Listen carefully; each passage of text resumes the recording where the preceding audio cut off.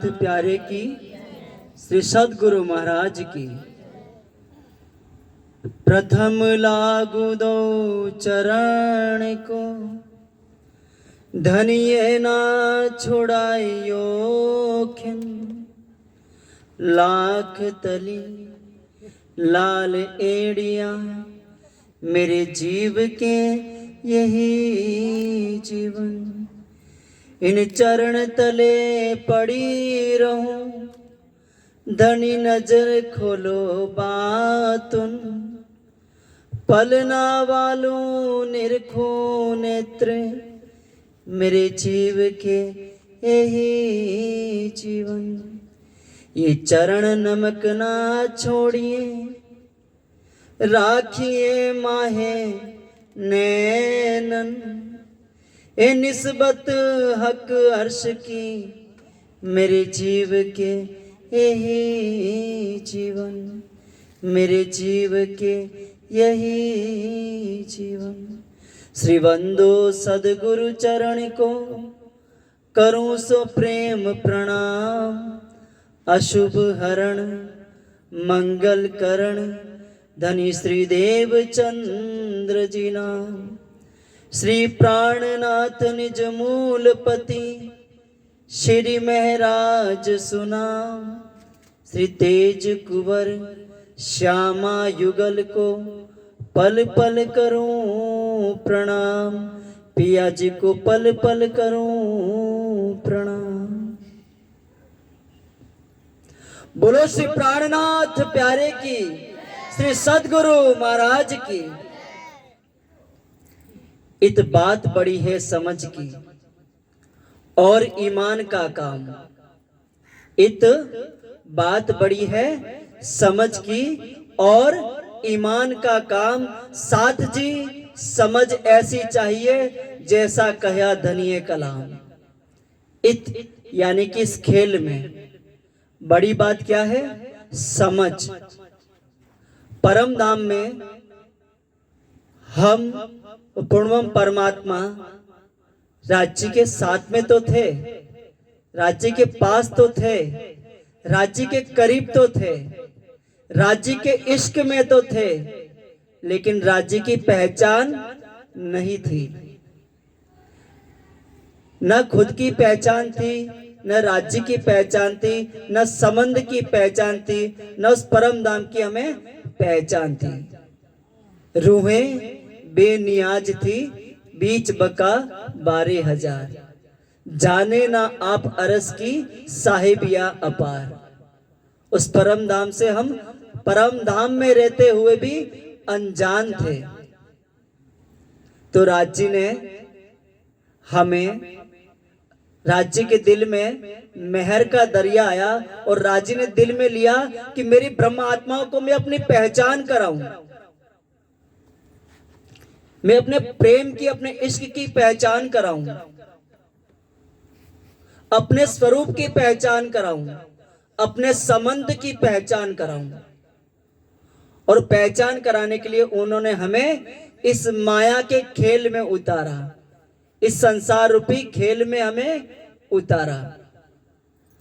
और इस खेल में उतारा और जैसे हम इस खेल में उतरे तो कहां उतरे? जीव के ऊपर उतरे। कहां उतरे? परम धाम की ब्रह्मात्माएं कहां पे उतरी? जीव के ऊपर आके बैठी। तो जैसे जीव के ऊपर आके बैठी क्या हो गई? जीव रूप हो गई। क्या हो गई? जीव इस संसार के साथ में बनता है। ये पूरा ब्रह्मांड, इसे काल माया का ब्रह्मांड कहते हैं। क्या कहते हैं? काल माया का ब्रह्मांड। काल माया यानी कि इस ब्रह्मांड में सब कुछ समय में बंधा हुआ है। क्या इंसान, क्या जीव, पशु पक्षी, देवी देवता, ब्रह्मा विष्णु महेश, ये पूरा ब्रह्मांड बनता है और इन सब का समय निर्धारित है कि कौन कितने समय इस संसार में रहेगा और कब लय को प्राप्त हो जाएगा। इसका समय निर्धारित है। इसलिए इसे कहते हैं काल माया। काल यानी कि समय और माया यानी कि अज्ञानता की नींद। इस समय में बंधे हुए संसार में अज्ञानता की नींद में ये पूरा जगत माया की नींद में सोया हुआ है। ऐसे नींद से भरे जहान में, ऐसे अज्ञानता के जहान में वो ब्रह्मात्माएं उतरी और जीव पे आके बैठी और जीव रूप हो गई। जीव अनादि काल से इस संसार में जन्मता है, मरता है, जन्मता है, मरता है, जन्मता है, मरता है, दुख सुख उठाता है एक और कर्म के बंधन में फंसा हुआ है। और इस जीव के भाग खुले। क्या हुआ? इन जीवों के भाग खुले। इन जीवों के ऊपर परम धाम की ब्रह्म आत्माएं आके बैठी और उन ब्रह्म आत्माओं के लिए वो पूर्ण ब्रह्म परमात्मा, जिसे सभी धर्म ग्रंथ कहते हैं कि वो परमात्मा एक है। वेद जिसे कहते हैं एको ब्रह्म द्वितीयो ना अस्ति, परमात्मा एक है। कुरान जिसे कहते हैं कुल हु अला अहद। बाइबल जिसे कहते हैं supreme God truth is only one. Guru Granth साहब कहते हैं कि नानक एको सुमरिए जन्म मरण कट जाए, दूजा काहे सिमरिए जो जन्मे ते मर जाए। सारे धर्म ग्रंथ पुकार पुकार के कह रहे हैं कि वो परमात्मा एक है। वो एक पूर्ण ब्रह्म परमात्मा अपनी ब्रह्म आत्माओं के लेने के लिए इस माया के जगत में आते हैं। और क्या बन के आते हैं? सदगुरु बन के आते हैं। और सदगुरु बन के आते हैं। और सदगुरु जब वो बन के आते हैं तो सदगुरु स्वरूप में जब वो आना था उनका, तो आने से पहले उन्होंने धर्म ग्रंथों में साक्ष्यां लिखवा दी थी कि वो अपने ब्रह्म आत्माओं को लेने के लिए वो पारब्रह्म परमात्मा इस 28वें कलयुग में आएगा। और जब वो आएगा तो 2 तन में लीला करेगा। पहला तन सदगुरु धनी श्री देवचंद्र जी, जिनके अंदर परमधाम की ब्रह्म आत्मा श्री सुंदरबाई, उनके अंदर परमधाम की आनंद शक्ति श्री श्यामा जी अभिराजमान हुई। 40 साल तक सभी पंथों में, सभी धर्मों में, सभी तरह की नवदा भक्ति में सारी भक्ति करके देख ली। 4 साल तक मूर्ति की परिक्रमा करी, दंडवत प्रणाम किए, हठ योगियों के पास रहे, पतंजल योग किया। सारी साधनाएं जितनी इस दुनिया में चल रही है आज, वो सारी साधनाएं उन्होंने करी। और सारी साधनाएं करते करते 40 साल जब गुजर गए तो राज्य ने देखा कि जिस जहान में ये मुझे खोज रही है, इस जहान में मुझे कोई जानता नहीं है। इस धर्म शास्त्रों में यह तो लिखा था कि परमात्मा एक है, लेकिन वो एक कौन है कोई जानता नहीं था। और इसी कारण दुनिया में ऋषियों ने, मुनियों ने, तपस्वियों ने, ज्ञानियों ने, ध्यानियों ने, सभी ने उस परमात्मा को खोजा। और खोजते खोजते वो जहां पहुंचे उन्होंने उसे ही परमात्मा मान लिया। ऐसे ये दुनिया परमात्मा की खोज करते करते जहां जहां पहुंची उसको उन्होंने परमात्मा कह दिया। ऐसे धर्मशास्त्र तो कहते परमात्मा एक है, लेकिन ब्रह्म ज्ञान नहीं होने से इस संसार में अनेकों अनेकों परमात्मा हो गए। किसी ने कहा कि राम परमात्मा, किसी ने कहा कृष्ण परमात्मा, किसी ने कहा विष्णु परमात्मा, किसी ने कहा शिव परमात्मा, किसी ने कहा कण कण में परमात्मा, किसी ने कहा साकार परमात्मा, किसी ने कहा निराकार परमात्मा। और परमात्मा कितने हैं? एक। और अनेकों परमात्मा बन गए। क्यों? क्योंकि ब्रह्म ज्ञान नहीं था। जिसने खोजा, जहां पहुंचा, उसे ही परमात्मा मान लिया।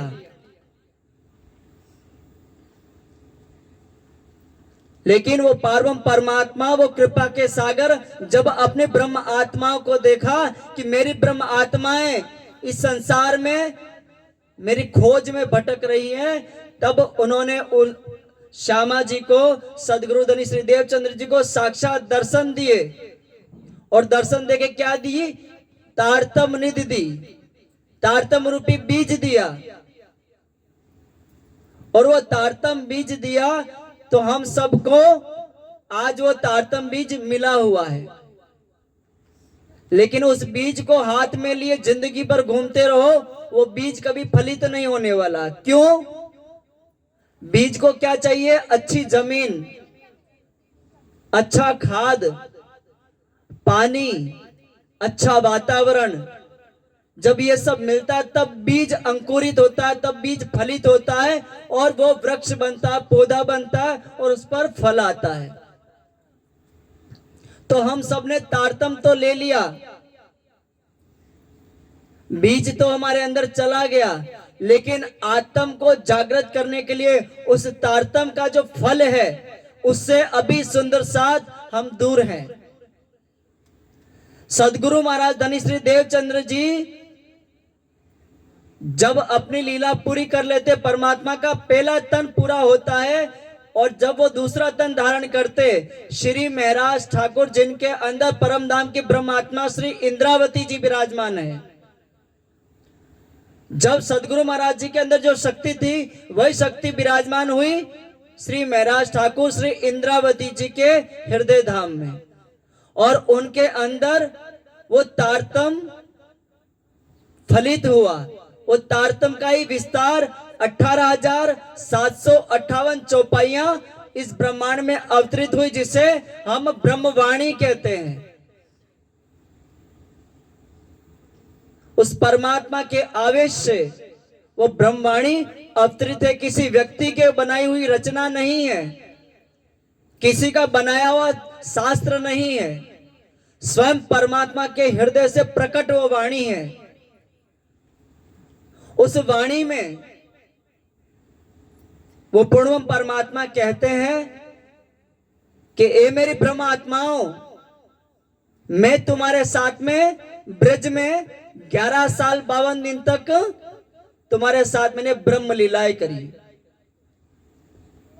कौन? मूल मिलावे में बैठे हुए राजी, जिन्हें पूर्ण परमात्मा कहते हैं, वो राजी इस वाणी में हमें आके समझाते हैं कि तुम परम धाम से उतरे हो और मैंने ब्रज में तुम्हारे साथ में 11 साल 52 दिन तक लीलाएं करी। और जब मैंने कहा 11 साल के बाद में जब जन्मदिन था और कहा कि चलो रास रमण करेंगे, तब हमने क्या कह दिया? तुम तो पर पुरुष हो, तुम तो लंपट हो, तुम तो धुतारा हो, हम कुलवधुआ नार है, हमारे घर परिवार बीवी बच्चे पति हैं, हम रात दिन उनके साथ रहे, उनके प्रेम में रहे, लेकिन पहचान नहीं थी। पहचान होती तो कभी उन्हें पर पुरुष नहीं कहते हम, लेकिन पहचान नहीं थी तो क्या कह दिया? पर पुरुष कह दिया। क्यों कह दिया? क्योंकि ब्रज में यह वाणी नहीं थी। सुंदर साथ जी, ब्रज में ब्रह्म ज्ञान नहीं था। राजी कृष्ण जी के अंदर बैठ के हमारे साथ में लीलाएं कर रहे थे, तो प्रेम का स्वरूप सामने था, तो प्रेम की खेच थी, एक दीवानगी रहती थी कि इसके बिना रहा नहीं जाता, तो रहा नहीं जाता था। प्रेम था, उनके अंदर एक खेच थी, उस खेच में दीवानगी में रहते थे, लेकिन पहचान नहीं थी। ब्रज के बाद में फिर हम कहा गए? ये काल माया का ब्रह्मांड, इससे परे दूसरा ब्रह्मांड है जिसे कहते हैं योग माया का ब्रह्मांड। उस योग माया के ब्रह्मांड में हमारे राज्य गए और वहां पे उन्होंने दूसरा तन कौन सा लिया? योग माया का तन, जिसे कहते हैं बाके बिहारी। फिर हमारे राज्य जैसे भाई जो ब्रज बना, किसके लिए बना? हमारे लिए बना। तो जैसे ही राज्य योग माया के ब्रह्मांड में गए और उन्होंने वहां जाके बंसी बजाई और जैसे परमात्मा इस ब्रह्मांड से निकली तो ये ब्रह्मांड पीछे खत्म हो गया। जिस ब्रह्मांड में हमने ब्रज की लीला करी वो ब्रह्मांड मिट गया। ये वो ब्रज नहीं है जो आज हम ब्रज और मथुरा में जाते, ये वो ब्रज मथुरा नहीं है। वो ब्रज का ब्रह्मांड मिट गया। जैसे परमात्मा निकली तो उस ब्रह्मांड का लय हो गया। फिर हम गए योग माया के ब्रह्मांड में। योग माया के ब्रह्मांड में हमने अखंड रास करी।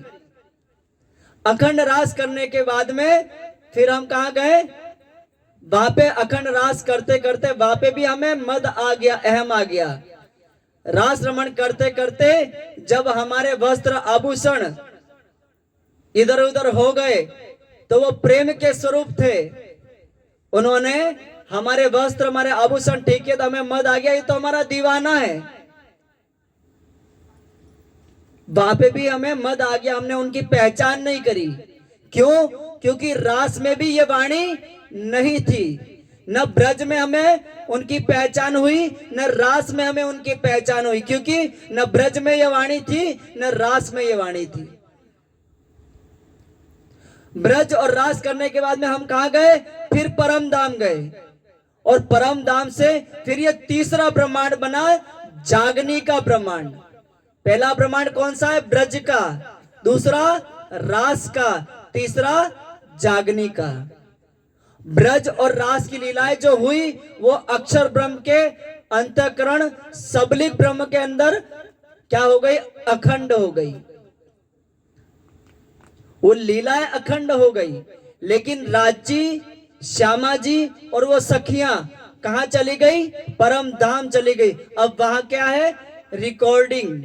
वहां क्या है? लीला अखंड हो गई। लेकिन उनके अंदर जो स्वरूप थे परम धाम के, वो स्वरूप कहां चले गए? परम धाम चले गए। और परम धाम से हम वापिस इस तीसरे ब्रह्मांड में उतरे, जिसे हम क्या कहते हैं? जागनी का ब्रह्मांड। इसे जागनी का ब्रह्मांड क्यों कहते हैं? क्योंकि इसमें हमें जागना है। इसमें हमें उस परमात्मा के स्वरूप की पहचान करनी है। ब्रज में धोखा खा गए, रास में धोखा खा गए, जागनी के ब्रह्मांड में वो अपनी पूरी पहचान लेके आए ब्रह्मवाणी के स्वरूप में। इस वाणी में उन्होंने बताया कि अब तुम्हें जागना है, मेरी पहचान करनी है। तो वो कहते हैं कि ब्रज में लीला करने वाला कौन? मूल मिलावे वाले राजी। रास में लीला करने वाले कौन? मूल मिलावे वाले राजी। सदगुरु धनी श्री देवचंद्र जी के अंदर लीला करने वाले कौन? मूल मिलावे वाले राजी। श्री इंद्रावती जी के अंदर प्राणनाथ जी के स्वरूप में लीला करने वाले कौन? राजी। अलग अलग तन धारण किए, लेकिन अंदर शक्ति कौन थी? उसकी पहचान अब वो कहलाते, क्या कराते हैं? श्री प्राणनाथ। इंद्रावती जी क्या कहनी है? श्री प्राणनाथ निज मूलपति। प्राणनाथ कौन है? हमारे मूलपति। मूलपति किसे कहते हैं? मूल किसे कहते हैं? जो मूल मिलावे में बैठा है। ये काल माया का ब्रह्मांड है, इससे परे योग माया का ब्रह्मांड है, योग माया से परे परम धाम है। काल माया, इससे परे योग माया, योग माया से परे परम धाम। उस परम धाम के बीचों बीच में रंग महल है। उस रंग महल के अंदर मूल मिलावा है। उस मूल मिलावे में जो स्वरूप बैठा है उसे कहते हैं प्राणनाथ। श्री प्राणनाथ निज मूलपति। श्री महाराज सुनाम। और वो प्राणनाथ जिस तन में लीला कर रहा है उस तन का नाम महाराज है। जिस तन में ये वाणी प्रकट हुई। अब मूल मिलाने वाले राज्य क्या कह रहे? जागने के ब्रह्मांड में हमें जागना, तो जागो के कैसे? तो जागने का उपाय बता रहे, इन विद साथ जी जागिए। इन विद साथ जी जागिए, बताए देउरे जीवन। श्याम, श्यामा जी, साथ जी जित बैठे चौक वतन। याद करो सोई साहित जो हंसने मांगया खेल। सो खेल खुशहाली लेके उठो कीजिए खेल। तो क्या कह रहे हैं, मूल मिलावे में जो राज्य श्यामा जी और सखिया बैठी है, उस मूल मिलावे की बैठक को याद करो। मूल मिलावे में जो मूल स्वरूप बैठा है, जिसे हम राज्य श्यामा जी कहते हैं, उनके स्वरूप को इस वाणी में पठन करो, मंथन करो और जानो कि वो राज्य का स्वरूप कैसा है, राज्य के चरण कैसे हैं, राज्य का मुख कैसा है, राज्य के वस्त्र कैसे हैं, राज्य के आभूषण कैसे हैं, श्यामा जी का शोभा श्रृंगार कैसी है, कैसे हम परमात्माएं उस मूल मिलाप में बैठ करके ये संसार रूपी सपना देख रहे हैं। कह रहे कि उस मूल मिलाप वाले स्वरूप को यदि तुम याद करोगे, उस शोभा श्रृंगार को, राज्य के स्वरूप को जो अपने हृदय में तुम धारण करोगे, बार बार ध्यान करके, चितवन करके, चिंतन करके, जो मूल मिलावे वाला जो स्वरूप है वो जब तुम्हारे हृदय में आएगा, उससे तुम्हारी आत्म जागृत होगी। वरना कितने ही भजन गा लो, कितने ही नाच लो, कितने ही भोग लगा लो, चढ़ावे कर लो, सब कुछ करते रहो, भक्ति से तुम्हें आनंद तो आएगा लेकिन आत्म जागृत नहीं होगी। और जब तक आत्म जागृत नहीं होगी तब तक तन बदलते रहोगे। तारतम ले लिया, अधोगति में नहीं जाओगे, घोड़ा गधा बैल कीड़ा नहीं बनोगे, लेकिन जब तक जागोगे नहीं, बार बार जन्मोगे, बार बार तन धारण करोगे। तो कितने तन और धारण करने हैं? कब तक इस संसार में सुख दुख उठाते रहना है? तो उस परम धाम वाले स्वरूप को अपने हृदय में बसाओ। और वो स्वरूप कहां से मिलेगा? वाणी में। हम सेवा पूजा करते हैं, सुबह शाम दोनों टाइम जो स्वरूप हम बोलते हैं, स्वरूप सुंदर संकुल सकोमल, रू देख नैना खोल नूर जमाल। श्री राज श्री ठाकुरानी जी प्रथम भौम में विराजमान भय, ता कंचन रंग को सिंहासन, जिनके 6 पाए 6 डांडे। जो दोनों स्वरूप सुबह और शाम के हैं, वो स्वरूप में कौन सा श्रृंगार और कौन सी शोभा का वर्णन हो रहा है? मूल मिलाप वाले का। तो जब मूल मिलाप वाले स्वरूप का ध्यान करोगे तो तुम्हारी आत्म जागृत होगी। ब्रज वाली लीला हो गई, रास की लीला हो गई, सदगुरु महाराज जी की लीला हो गई, 5वें दिन की लीला हो गई, 6ठा दिन चल रहा है, इसमें तुम्हारी आत्म जागृत होगी। मूल मिलाए वाले बैठे राज्य का मूल स्वरूप को अपने हृदय में धारण करने से। जब तक मूल स्वरूप तुम्हारे हृदय में नहीं आ जाता, तब तक तुम इस भव बंधन से छूटने वाले नहीं हो, नहीं हो, नहीं हो। जब तक मूल स्वरूप की तुम्हें पहचान नहीं होती, तब तक तुम्हारी आत्म जागृत नहीं होगी, नहीं होगी, नहीं होगी। तो इस 6ठे दिन में कैसे जागना है उसे समझो। राजी क्या कह रहे हैं? उस मूल मिलावे वाले को याद करो, उस मूल स्वरूप को याद करो, उस मूल मिलावे को याद करो।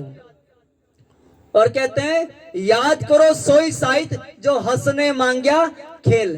कहते हैं उस घड़ी को याद करो जब तुमने कहा था राजी हम आपसे ज्यादा प्यार करते हैं, हमारा इश्क ज्यादा है। हमने मूल मिलाप में राजी से कहा था कि राजी हम आपसे ज्यादा प्यार करते हैं, हमारा इश्क ज्यादा है। तो वही राजी आज तुम्हें आके कहते हैं कि अपने उस वादे को याद करो। तुमने कहा था तुम्हारा प्यार ज्यादा है, तुम्हारा इश्क ज्यादा है, तो अब अपना इश्क दिखाओ। मैं सज के बैठा हूं तुम्हारे लिए, अपना इश्क दिखाओ। मेरे वाणी पे, मेरे वचनों पे ईमान लाओ। इत बात बड़ी है समझ की और ईमान का काम। ये वाणी जो कह रही है इस पे ईमान लाओ। परमहंस महाराज श्री रामरतन दास जी ने इस वाणी की पहचान करी, उस परम परमात्मा की पहचान करी, और उन्हें पहचान करी वाणी की, इसीलिए वाणी को अपने सिर पे धारण करके पन्ना जी से आपके क्षेत्र में लेके आए। तो उन्होंने मूल स्वरूप को अपने दिल में बसाया था। तो हमने परमहंस महाराज जी को तो जाना, लेकिन उनके अंदर कौन बैठा है, उनके अंदर कौन स्वरूप है, किस स्वरूप को उन्होंने अपने हृदय में बसाया, ये तो विचार करो। उनकी आत्म कैसे जागृत हुई, वो परमहंस कैसे बने, इस पर तो विचार करो। आज हम घर घर में उनका स्वरूप पधरा करके उनकी आरतियां उतार रहे, अगरबत्ती कर रहे, भोग चढ़ा रहे, लेकिन ये विचार करो कि वो क्या चाहते हैं। क्या वो ये चाहते हैं कि हम रात दिन सिर्फ उन्हें अगरबत्तियां दिखाएं, या ये चाहते हैं कि हमारी आत्म जागृत हो जाए। वो वाणी को क्यों लाए हमारे यहाँ? इसलिए लाए कि तुम उस वाणी को पढ़ो, उस वाणी का मंथन करो और उस वाणी से अपने स्वरूप की, अपने संबंध की और पहचान करके उस स्वरूप को अपने हृदय में धारण करके अपनी आत्म को जागृत करो। तो महाराज जी जो चाहते हैं वो करो, तब वो आपसे प्रसन्न होंगे, तब वो आपसे खुश होंगे। क्योंकि वो जो चाहते थे वो तुम करोगे, तब तो वो आप पे प्रसन्न होंगे। अपनी मनमानी करने से काम नहीं चलेगा। परमहंस महाराज जी ने कभी नहीं कहा कि मेरी पूजा करो। उन्होंने हमेशा परमात्मा की और इशारा किया, और उन्होंने यही कहा कि उस परमात्मा को अपने हृदय में बसाओ। वो प्रेम का सागर है, उस प्रेम के सागर को अपने हृदय में बसाओ, तब तुम्हारी आत्म जागृत होगी।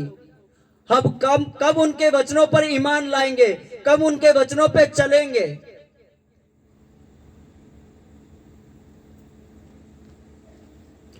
उन्होंने जो कहा उस बात पे हम कब ईमान लाएंगे?